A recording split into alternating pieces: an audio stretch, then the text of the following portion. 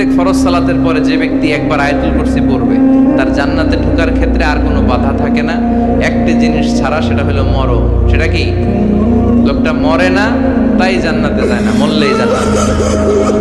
এখন এই ভালোবাসার সেন্স ছেলে মেয়েদের মধ্যে এত বাড়ছে, আমরা যখন দাখিল পরীক্ষা দিই তখন বুঝতাম ভালোবাসা কি। এখন ক্লাস 4 এর বাচ্চাই কয় আমি ওইটারে ভালোবাসি, ওইটা আমার, ওইটা বলে ওর।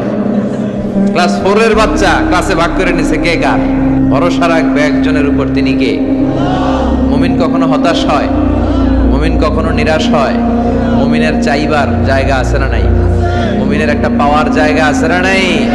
এজন্য রব্বুল আলামিন বলেন, ইয়া আইয়ুহাল্লাযীনা আমানু তুবু ইলাল্লাহি তাওবাতান নাসুহা।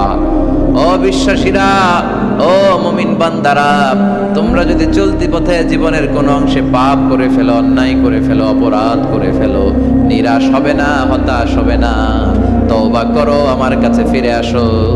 তওবার মতো তওবা করলে আমি আল্লাহ সব গুনাহ মাফ করে দেব। পৃথিবী না জানুক আমি তো জানি, আমি কি পাপ করেছি।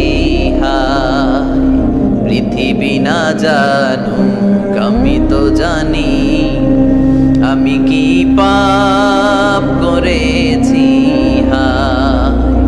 আমার পাপের করলে বিচার, বাঁচার আমার নাই উপায়। দয়াময় প্রভু মাফ করো আমায়, মাফ করো আমায়। ঠিক কিনা? কেউ জানে না, জানে কে? আল্লাকা সিররুন ইনদাল্লাহ বাইনাকা আনতা ওয়া বাইনাল্লাহ, আল্লাকা সাদাকাতুন তাখফা লা ইয়ালামুহা ইল্লাল্লাহ, আল্লাকা সিররুন ইনদাল্লাহ বাইনাকা আনতা ওয়া বাইনাল্লাহ, আল্লাকা সাদাকাতুন তাখফা লা ইয়ালামুহা ইল্লাল্লাহ। চিল্লায় কোন ঠিক কিনা?